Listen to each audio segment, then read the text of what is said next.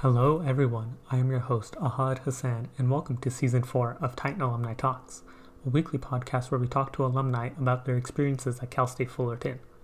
For this week's episode we have Alex Stathis, who is a producer, actor, and writer for Chew the Breeze. He graduated in 2013 with a bachelor's in communications, and in 2020 he received his M.F.A. in screenwriting.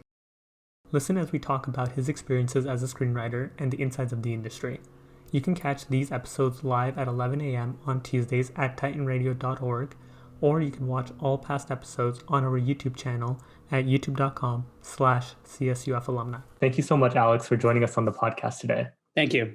The first thing I wanted to get into, and we kind of just mentioned it before we started recording, was currently you are aspiring to be a producer, actor, and a writer, and you currently are working in that field, but you also do work a day job. So we haven't had another actor, producer, someone in film, or I don't know a lot of the terms for these, but So tell me a little bit about what you kind of do and what you want to do in this field. Yeah, I'm primarily a screenwriter, and all of those other elements in entertainment. A lot of writers, you will see them producing their content, sometimes directing them, and even acting in them as well. So a lot of the writers have that ability to do that. What I've actually done in the past, what I was doing is called Chew the Breeze. It still kind of goes, we're still running it. It is a comedy sketch web series that we're doing a lot of these comedy sketches. And in that, I was, writing some of the sketches and producing, editing them. Sometimes I would actually act in them as well. We would do these little sketch series that was a lot of improv, or we would do these kind of events where we would do food challenges. So a lot of comedy comes from these different food challenges where you're eating spicy ramen or you're eating weird foods from other countries. So we would use that and utilize the comedy in that. And I would kind of improv in that. And normally, when you think of alternative reality TV, everyone's kind of like themselves, but they up their personality by about 10 times. So that's how we would really just kind of put a little bit more personality into it. But that was something that's still kind of running, more kind of on Twitter now. It's not really as active as often, but when I was in my undergrad, I was doing what's called Laugh Out Loud. And that's where I was really writing, producing, acting, and directing and all of that for those. So I would act a little bit in there and I would write the content. Right now, I'm more kind of sticking to writing.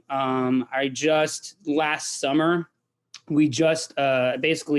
wrote, co-directed, and co-produced an animated short. So there's no acting in that, but if you are interested in getting into writing, directing, acting, you should try to be a Renaissance person and kind of know how to, or at least try to do all of those talents in there.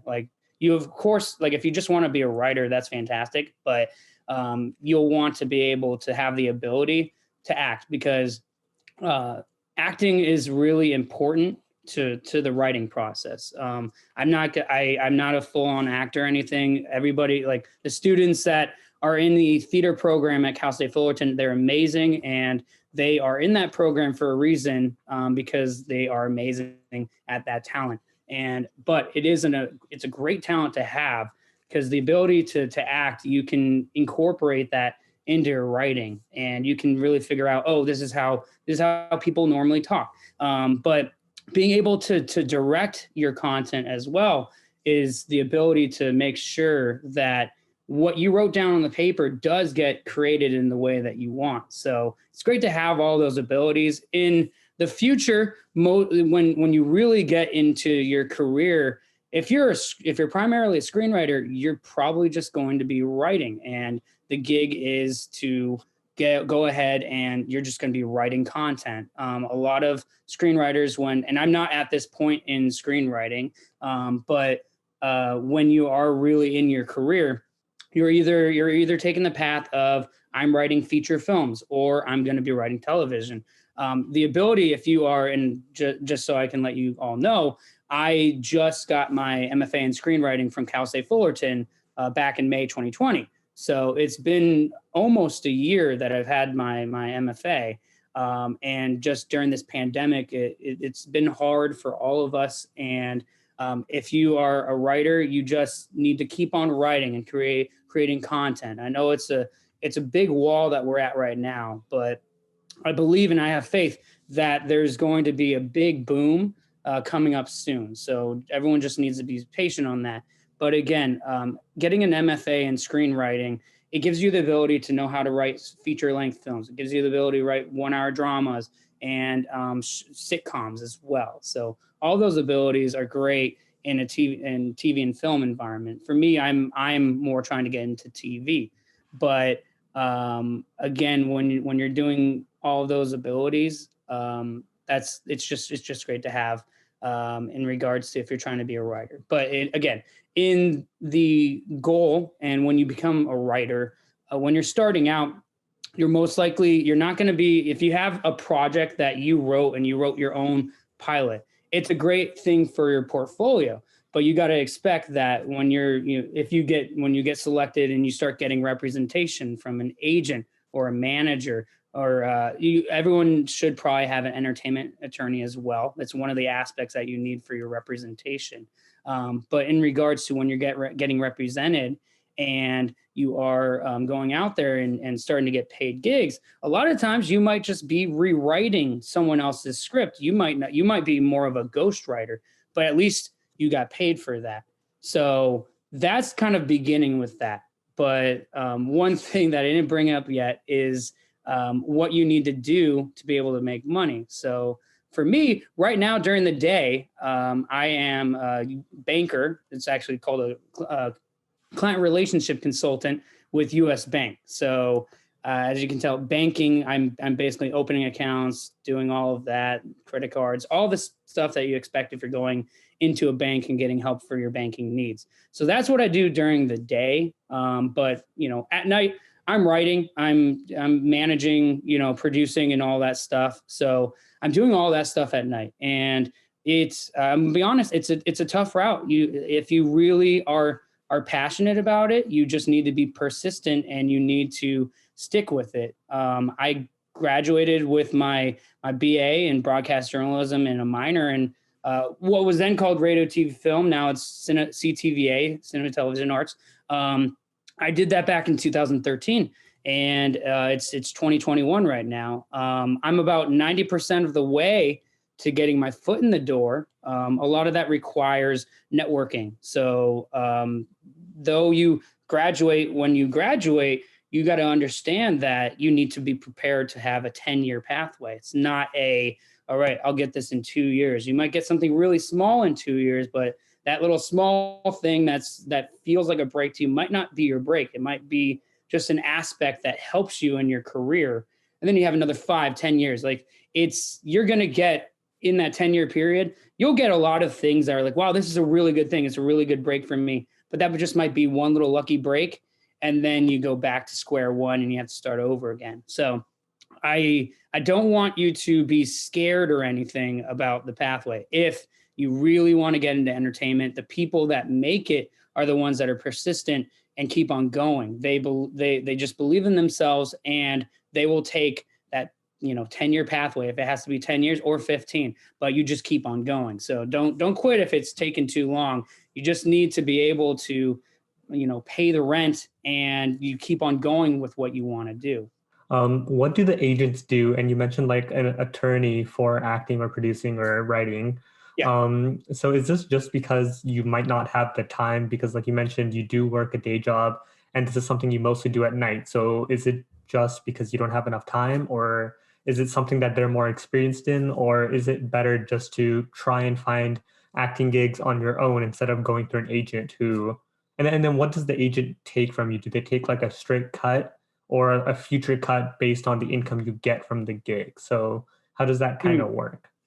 Yeah, so back in 2019, I actually took a producing program. So I want you all to know that it's important to always learn and keep on improving your craft. So like I said, I'm primarily a screenwriter, but if I can do anything else that's going to help me, and a lot of writers, it's great to have that producing talent on the side as well. So we learned in that program, and throughout my screenwriting M.F.A, they taught us about entertainment attorneys, agents, and managers. So in regards to the percentage that each of them get, I might be a little bit off on the numbers. I'd have to actually go take a look at my notes, but I believe from what I remember, it's 5%, 10%, 15%. So with that, and I'm going to be honest, I don't think agents are important, but the top three things that you need are, it's an entertainment attorney. They take 5% of your cut.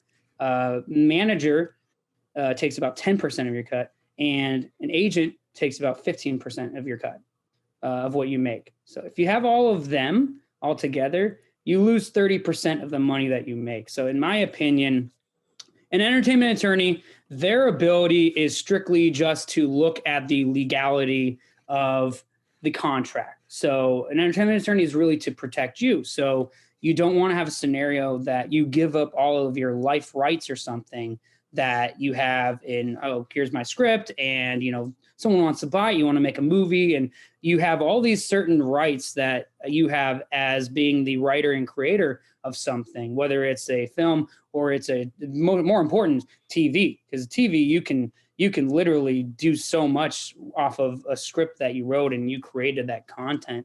But either way, even if you wrote a movie, that movie can be adapted into a TV series. So there's a lot of rights that you have as a writer. If you wrote something, you don't want to lose those rights, because you might be able to be attached later on. If there's some reason someone wanted to take the script that you wrote that just was written for a movie, let's turn it into a book. Let's turn it into a TV show. Let's turn it into a video game. You got to think of all the big picture of the content that you created. So you want to be protected in that way. So that is what an entertainment attorney does. They look at just the legality of that contract, make sure that you're protected as much as you can. Now, do you plan on moving into those longer length films? Yeah. So what the M.F.A of screenwriting at Cal State Fullerton does is it prepares you. And again, an M.F.A in screenwriting allows you to be able to be a professor somewhere. So it's really a safety degree, because for me, I do want to be able to teach people. So, but my number one goal is to be an active writer. And then maybe on the side, when I'm off season or something, I'd be teaching a class. So that's really a big thing that I want to be able to do and give back. And my goal is really to be able to teach at Cal State Fullerton, because it's the only school, the only college I've actually gone to, because my undergrad and my M.F.A are both at Cal State Fullerton. So going back to it, so that program, it teaches you okay, this is how you can be a professor. But the majority of what we were doing was really all right, this is how you write a feature-length screenplay. But we had so many classes. So one of them was building. You're basically building the story. So it's a story structure. So you have to build the screenplay that you're going to write, and then another semester after, we would write that screenplay, and then there would be there's a semester after that where it's a screenplay rewrite class. So a lot of people were rewriting that same exact screenplay again in that class. For me personally, I just wanted to write another screenplay. So my professor was kind enough, and he said, if you really want to just write another screenplay, as long as you have the story outline written, you can write another screenplay. You're going to be behind all the other students, but you can write it if you want. So I was able to kind of write 2 screenplays off of that. But there's these other classes in the other semesters, and it's a 2-year program. So the other classes were they're called project classes. So in those project classes, you could decide, do I want to write a sitcom, or do I want to write a 1-hour drama? So since I'm more of a TV guy, I only wrote 2 screenplays, and then everything we have a sitcom class. So we'd write what's called a spec, which is, I'll just sum it up as a fake episode that you write of a show that's already existing. So that's just to basically showcase, oh, I know how to copy this person's show. It's a good ability to have, because really where you're getting your start as a TV writer is you're going to be writing for someone else's show. And the ability you need to have is that you're able to copy people's writing styles. So yes, it's good to have, you need to have your own unique writing style, but you need to have the ability to copy other people's styles. So for me, I've been fortunate that I've really kind of honed down the craft of copying other people's styles. And so that's just something you need to be able to have that ability for TV writing. And again, we, in the screenwriting program, you do a class that's 1 hour drama. So, you know, you're writing a 1 hour drama or a spec of a 1 hour of a show that already exists. And then these other, like I said, the project classes, you're getting to write. If you want, you write another 1 hour drama, or you write another sitcom. So at the end of our program, we have about 9 scripts done. So you have some screenplays done, you have some 1 hour dramas, you have some sitcoms done. And that is really what you want in a whole portfolio as a writer. You don't want to just be like, all right, I have all feature length screenplays. You need to have a well balanced portfolio of all of that. But yeah, no, I mean, that the goal is to be able to use all of that and hopefully get me into a TV show at some point in the future. Most important thing is really to get people to know you and to network. So it's very important. And when you're in your undergrad, you should be doing as many internships as you can. So that way you're able to network that way. I was able to, when I did my internships, I did 4 in my undergrad, but the 2 most important ones were with Comcast, so NBC Universal. I interned with Sci-Fi, and you know, I worked really hard with them, and you know, every single person in that department, I was trying to get everyone's contact information, and you know, that's where you keep in touch and you network.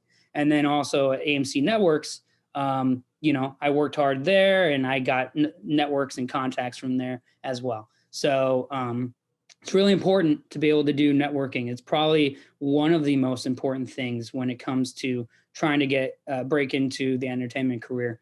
You don't have to be extremely personable. There's a little bit of, I'll be honest, like faking it a little bit, because you might be someone that's super shy, but you need to come out of your shell and try to just bring your personality out and make people want to, you know, you're just having a conversation. A lot of this, people are in the same boat. They understand that we're all trying to make it into this career. So the most important thing is trying to help each other out. And if you can, you know, show people that you're a good person, then, you know, they're willing to help you out. But yeah, that's again, just really something important. But when I went back into the M.F.A program, screenwriting, I already had pretty much a portfolio done of all my writing. So I just was like, yeah, it'll be good to kind of get deadlines pushed on me so I can write more. But I really was like, I want to be able to connect with the professors who are in their careers and connect with my fellow classmates to build my network and my contacts and everything. So that was maybe one of the biggest goals, reasons why I got into the program, but it's also because I wanted to be able to teach down the road. So it's just important to have all of that as well. Let's see, with the script writing for television shows, when there's like a long running TV show, I guess like The Simpsons is a great example. Yeah. You can't just have like one writer for the entire thing. You must have other writers. So you mentioned before that there were like ghost writers when it comes to writing television scripts. So would it still say your name if you are writing for someone else, or would it just say the main writer's name while they transition you into that process? Yeah. Ghostwriters might be more in regards to feature length films. So Okay. I don't want to get any confusion. There tends to be, it's really just because of like, you know, people having disputes about who wrote the script.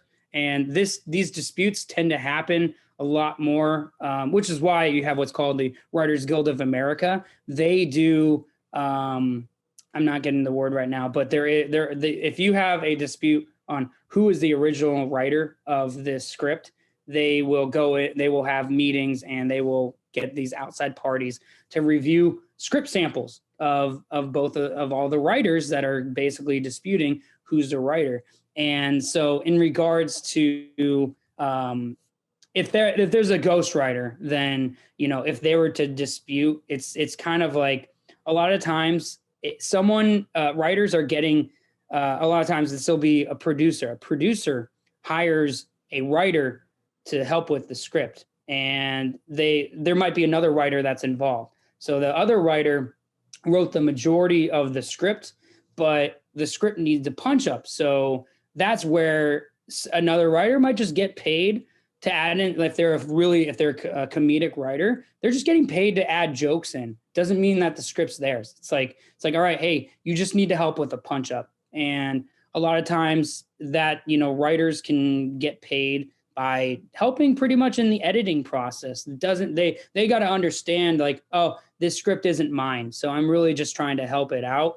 But that's kind of what writers will that's kind of some of their first gigs that they're going to get, is they might not have their name attached to something, but they are going to get paid for what they're doing. If for some reason that writer that was getting paid to help with improving the script, if it ended up that writer did what's called like a page one rewrite, and then they wrote every single page again, and it feels like, oh, I actually think I'm doing way more than just a little bit of work, that's where a dispute comes into play. Because then they're like, okay, I don't think I've done so much work on this that I believe I should be credited as a writer on this. So there's different aspects of writing, and I have not gotten to the point that I've ever had to like dispute, like, oh, I'm the writer or whatever. For the most part, I have written all of my content. So I have in the past gotten paid to help edit a writer's script, especially just putting into the right standard formatting.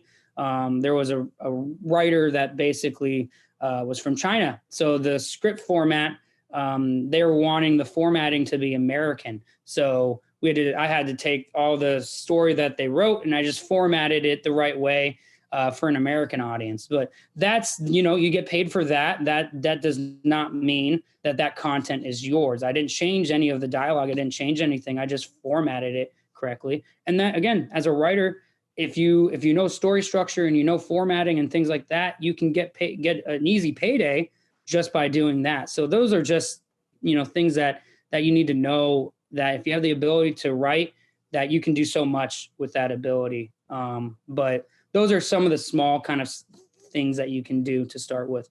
So you did bring up a lot of great points again. So you were writing for, as of now, it seems like you've been making ideas for over a decade, which is, and not to put a knock on anything, but it still isn't like a full-time career. So it kind of just shows there's a lot of dedication and commitment you need.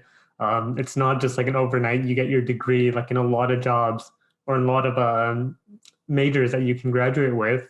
You get that degree and then you find a job in that field and then that is it. But here you started right from like the end of high school or the beginning of college, and it's still something you're doing now, working on it being a full-time career, which is kind of surreal to think, and kind of puts into perspective how much work goes into it instead of like we're just so used to it being the opposite way. So would it be necessary to get a degree because I know you got your M.F.A. a bit later after a couple of years. Is it even necessary to get a bachelor's to get into screenwriting? Or is it something that they do teach quite a bit about and it does give you that head start instead of maybe just trying to learn it on your own? From my perspective, I do believe that you need to get your bachelor's degree, and the MFA in screenwriting is just a plus. They teach you far more about writing than you would learn from a bachelor's degree.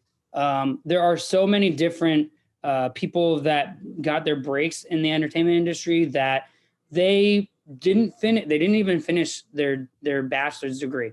They like, okay, I went to community college. I didn't finish even getting my associate's degree. So there are different people that get their breaks in entertainment. So I wouldn't ever like force anybody like, oh yeah, you gotta do it this way, because there's so many different stories about people that didn't do certain things and they got in. Now the reason being that I waited so long, it was about 5 years, to get my master's degree, is that when I was younger, I was going to actually get my master's degree right after my bachelor's degree. So I would have, at the time I was 22, when I ended up getting my bachelor's degree. And so with that, I pretty much was like, my goal was like, oh, I'm going to do my master's degree right after. But I was, I did one of the entertainment classes for CTVA was about it was like entertainment business. And so in that class, we had a lot of different people coming to speak, and there were enough people that came to speak that said, I didn't get my degree. And like they're saying like, I didn't get my degree, or you don't need to pursue getting a master's to be able to get your foot in the door. So I listened to enough of them that I was like, oh, I don't need to do it. So then I changed my mind about, and I went through, it's called the GRE. Like I was doing all this stuff to prepare for getting my master's, and I probably wasted a lot of money that way, and I didn't go, I didn't do it. And then, but I was always doing gigs. I was always being active and doing all these things to kind of like try to get my foot in the door. And always writing. You got to keep on always write. But as a writer in my undergrad, I didn't write enough. So, I mean, like I was like, when it took about 5 years where I was writing more, and it was basically the same year I graduated, my grandfather passed away later in that year. So off of that experience, I made a promise to myself that I'm going to write a script about his life in some way. So basically the next couple years I was kind of, and it really writing that script, the first example, it's called Homefront. So it just takes place in the 50s. But with that, it took, a few months to write the script, and then you are showing it around, you do some rewrites, and, it took me about 3 or 4 rewrites for it to be pretty solid. And then, it was about 2016 that I submitted it to film festivals. And that was when it was about 2017 that I got one of them saying, hey, you got in 3rd place. So when I got to that level, then I was like, oh, wait, all right, maybe I need to really try to like, showcase some of my writing. So then I was submitting to film festivals. But like I said, during that period, that 5-year period, I was writing other scripts. So I was really kind of building my portfolio. I was helping other people with writing their scripts, rewriting, editing things, doing all that stuff. That's stuff that I didn't exactly do. I didn't get to do that stuff in my undergrad. I didn't do enough writing. So again, that stuff really strengthened my portfolio. And then I was inspired to go back to school, basically because I told myself, if you're getting close to the end of your 20s, you should probably get this MFA. Because for me, I was like, I just want to get my MFA before I'm 30. So like when I finished the program, I'm 30 now, but I got it at 29. So I was like, I wanted to get that all done. I'm really not, looking to get any other education going. But for me, I think it's important to have both of those degrees. But honestly, there are people that have made it without having to get either of those degrees. There are so many avenues out there right now that if you're a writer, the most important thing, if you're trying to write for, whether it's a book, it could be a book, or it could be, writing for the feature film or television sitcoms, 1-hour dramas. You just need to figure out the structure. So there's a lot of elements out there, whether you buy the books or you learn about it through YouTube, or there's also these master's programs too. So if you guys know about those, you just pay a certain amount of money and then they're teaching you. So there's so many different ways of saving the amount of money that you need to. But I think that the environment of getting your bachelor's degree or getting an M.F.A, those environments allow you to meet other people that have the same similar interests, and that's your network. Because the people I got my that were in my cohort for my screenwriting M.F.A, those people I'm going to be working with for a very long time, and we're all trying to get our foot in the door. So when one person gets in, they're going to be looking out to try to bring their friends along as well. So that's the importance of getting your bachelor's degree or getting your M.F.A, because you're not going to get those networking sources from, oh, let me just stay at home and read a book or go watch it on YouTube. So they're both, again, there's different ways of approaching it. My way is the way of, you should probably go to school and do all of that, but there is a way that you can do it without having to go to school. And then, yeah, it seems like with screenwriting and then getting into this field, it's not as simple as just going on Indeed.com and just finding like open positions to start working. You do need to build that connection, network of connections where you do find those resources where you do connect with those people. Even more so, like it's necessary in all fields, but even more so in screenwriting and getting into the fine arts, where it just seems like a necessity. It's very difficult, it looks like, to try and do it on your own. At the very least, you need a couple people that you do hire in order to get you, or maybe get your foot in the door, or to make sure that you are protected with your foot in the door. So that is interesting to see that there's a lot of things to do in there with connecting with other people. And then, yeah, when you were getting your master's, you did mention, I think like prior to starting the episode, that you were working for Titan TV and doing a little bit more screenwriting. I guess you were just kind of more experienced after your undergrad, and then you just realized that, hey, maybe I should be doing a bit more work and then getting some experience to add to like a portfolio or something, right? Yeah.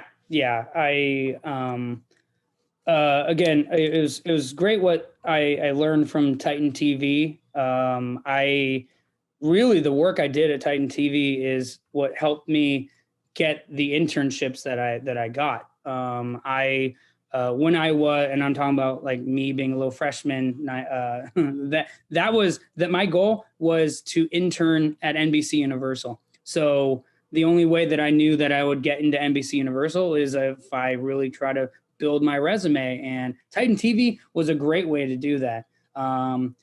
After I did Titan TV, it was the end of my sophomore year. I was doing a lot already. So my freshman year, I was doing all this. I was doing editing, a lot of stuff, helping with camera work. And by the time it was the spring semester, I told them, hey, I want to be able to create my own comedy sketch show. And then they told me, well, this is all the stuff that you have to do. You got to recruit people. So then that semester in the spring, I was recruiting people, and I got about 25 people that were interested in doing it, whether it was writing, it was editing, directing, all of the most important people that acting. I went to the theater program to get actors. So I was doing all of that, and that allowed me to then my sophomore year be able to do my comedy sketch show, Laugh Out Loud. I did that for 3 semesters.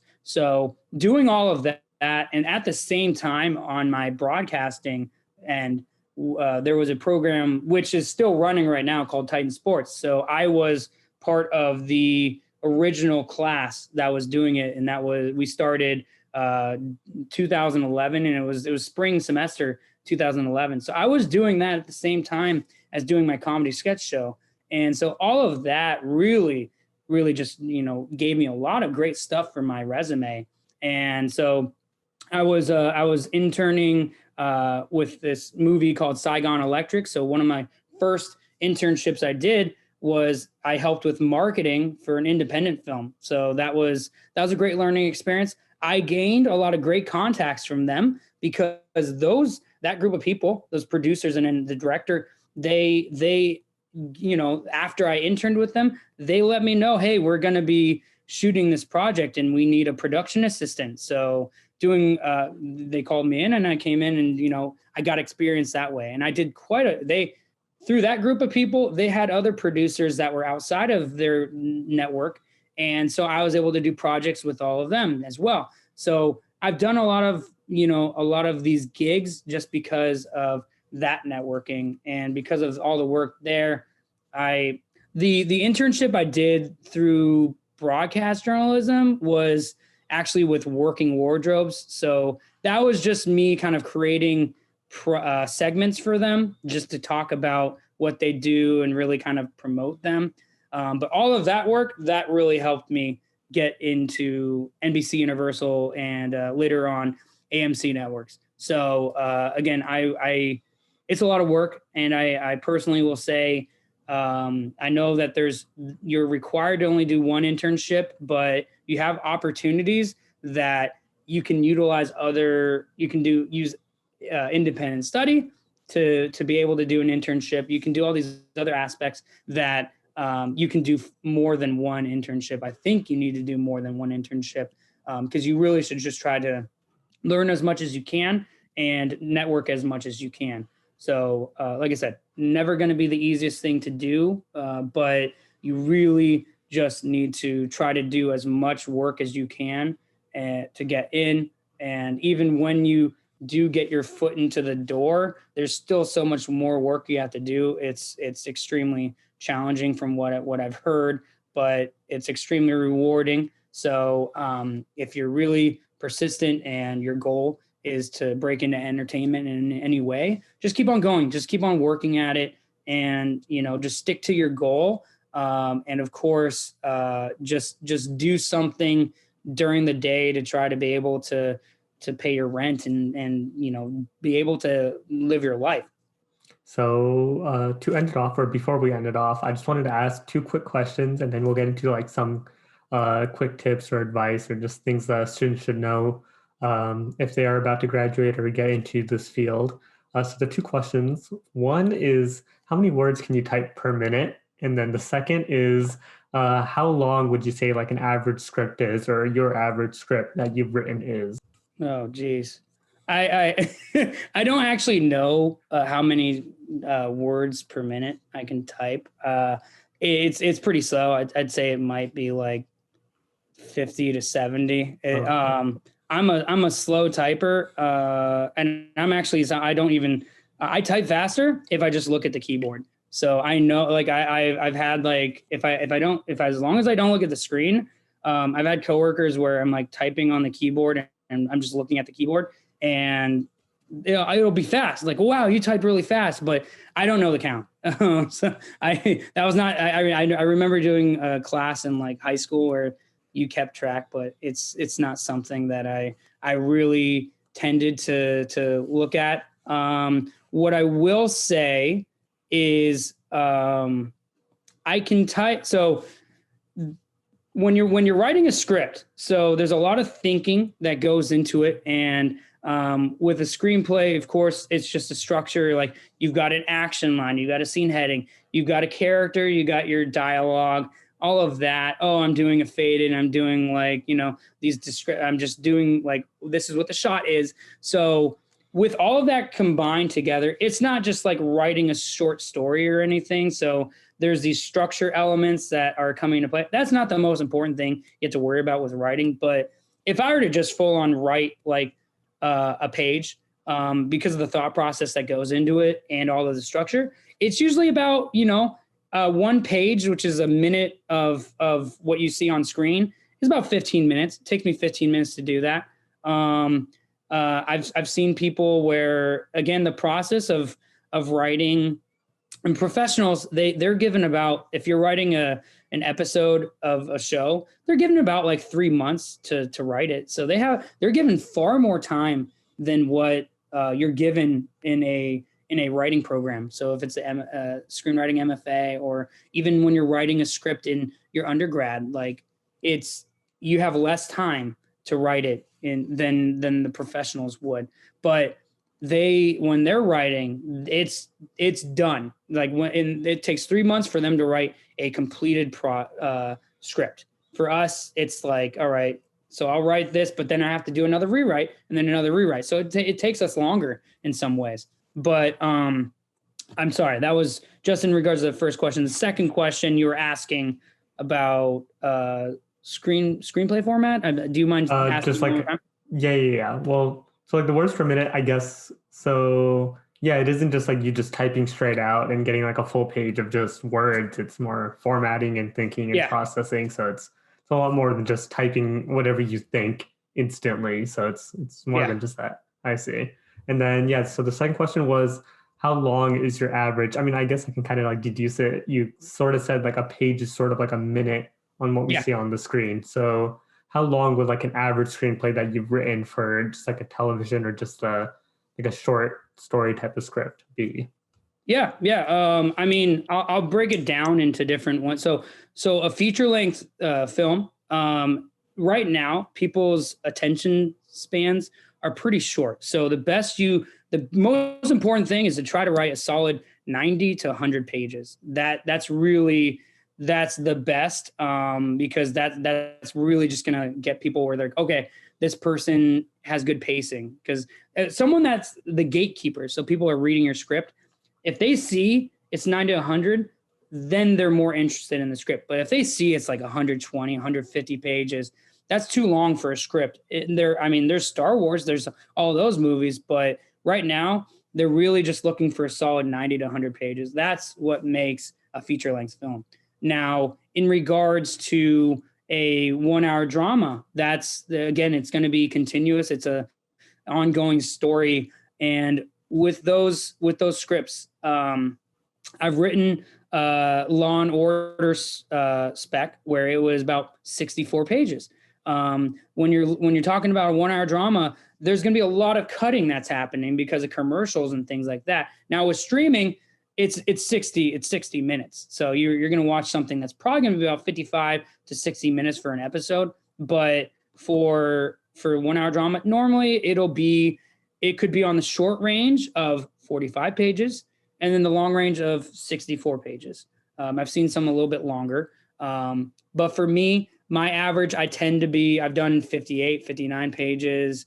It's in between on that. But normally 60 pages is that's a 1 hour drama. And then in regards to sitcom, on the short end of it, it's 25. The long end of it is 38. And 38 pages would be a show called What We Do in the Shadows. I've written 2 spec episodes of that show. I love it. So they're about 38 pages. I've on average, my sitcoms episodes, my pilots have normally been 35 pages. So that allows you to have as all your content in there, all your jokes and everything. But when it comes down to it, when they're going to be shooting and editing it, they're going to be cutting some of those things. They're going to cut it down. And it really, on average, that episode's really about 24 minutes. And then you got commercials and things. So you might write 30 pages, 35 pages, but it's really going to be cut down and it's going to be about 24. But again, just with pacing and how quickly the actors are reading their lines and things like that, 35 pages might actually only be, 25 or 28 minutes when it's all like shot and edited and everything. But yeah, sitcoms, I'd say, because it is called a half hour sitcom, usually average would be about 30 pages. But as a writer, you also want to look at script samples and figure out like how long do I want my scripts to be? So like and again, if you're really doing your homework and you're trying to, write your own pilot, but then you want to, if you're in a position where you can actually send it to a show that you really love, then you're like, all right, I need to try to write my own show, but have it kind of in the formatting and the, similar to what their show is. So if they write if their scripts are averaging about 35 pages, write about 35 pages. If they use bold settings and things like that, and they have certain style that they do in their writing, try to do that. And again, it's, that's really how you get them interested, because if they are like, hey, this script seems really familiar, it's because you're making your script seem familiar to them, because, oh yeah, I kind of mimicked your style a little bit just so you're more interested in my script. So again, when you're starting out as a writer, just learn how to write. But when you've really gotten into knowing how to write, then you've got to do that second load of work where it's like, all right, let me learn how to mimic someone's style. So that way, that's just another aspect that they'll like you. They'll like you if you know how to copy their style as well. So it does like fall into that rough 1 minute per page. But again, Yeah. it does like kind of fall into, there might be just a minute of just like visuals or background, or maybe like dialogue is fast or slow, but roughly, I guess, like a minute per page.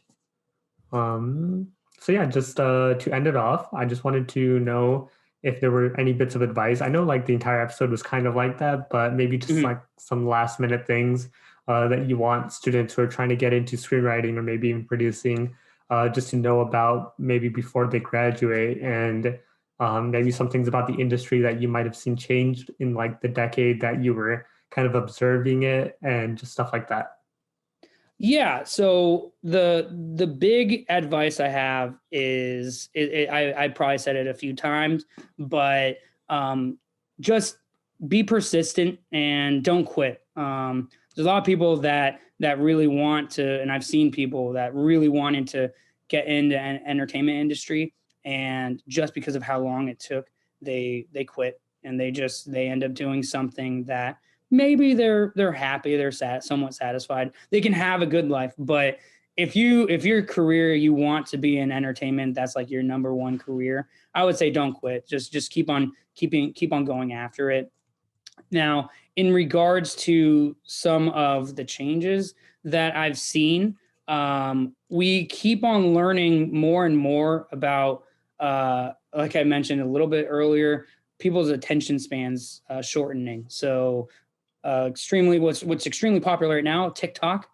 So things like that, you can see that it's a very short amount of visuals for people, and people really love that. It doesn't mean that a feature length film is going to disappear. 1 hour dramas are probably not going to disappear. Sitcoms aren't going to disappear. It's just a different kind of thing that people are watching. But what we can learn from things like TikTok is that you need to hook people in a very short time frame. So when I talk to people about when they're writing, in the first minute, you need to hook people. So if I'm watching, whether it's your screenplay or it's your teleplay with 1 hour drama or sitcom, you need to be able to get them in the first minute. That's my opinion. 1 minute. I've been advised you need to hook them in the first 5 minutes, but we're really looking at like you need to like get them in that first minute, just get their eyes stuck on screen and wanting to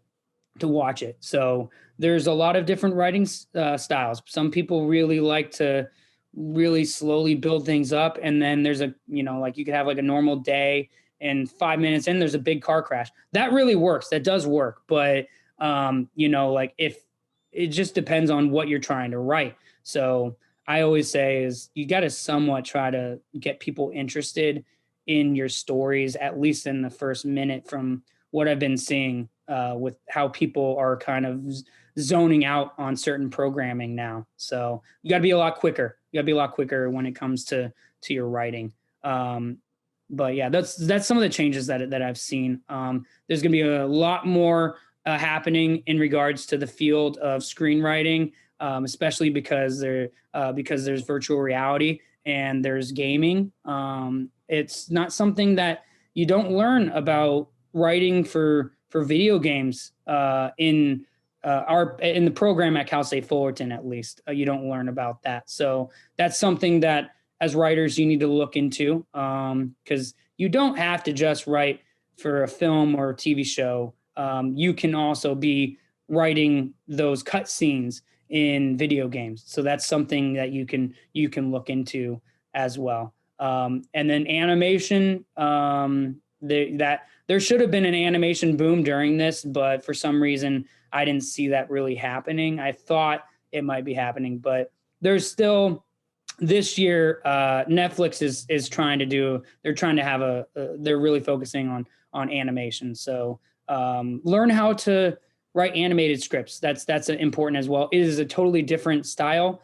Every 2 pages is 1 minute. So it's way more descriptive. So it's just a different style that you have to get used to. But yeah, there's going to be some changes happening. But in regards to how you write a script and all of that, it's pretty much still the same. That's going to be the same. It's the same from 100 years ago to now. So there's just some slight changes that happen, but the structure is pretty much the same. Yeah. So to end it off, I just wanted to plug our Titan Pro Network. Basically what it is our very own LinkedIn site that is very similar, or actually, like I just said, it's our very own like LinkedIn site where it connects alumni, students, faculty, and staff of Cal State Fullerton. And it's very easy to access. You just go on Titan Pro Network, or you just search it up on Google, click the first link, and you can sign in with your LinkedIn account. And with it, you'll just find a ton of students, a ton of faculty, a ton of staff, and alum who are in the same fields that you are looking for or looking into. So it's great for everyone involved because you can find those people who are already in the industry that you want to get into. So I highly recommend it to anyone, and including you, Alex, to go ahead and join it, just so you, again, like we mentioned, like connections are really important, and just knowing people in those industries. So if anyone has any questions or has any tips of advice, they could go ahead and give that, share that, and ask that. So yeah, again, Titan Pro Network is an amazing thing for everyone to join. And then, yeah, so again, Alex, thank you so much for joining us on the podcast today. Thank you so much for having me.